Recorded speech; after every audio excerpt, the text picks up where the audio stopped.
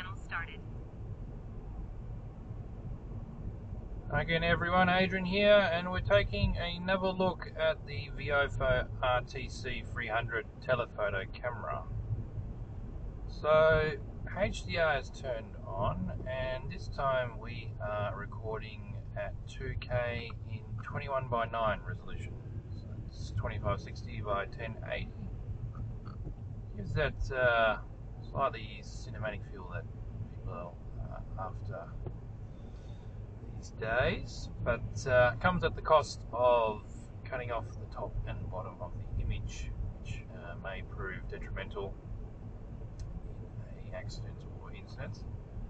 There's a bit of a disclaimer there. But anyway, yeah, it's any option is nice to have regardless, and we'll see how it performs here on the new Viofo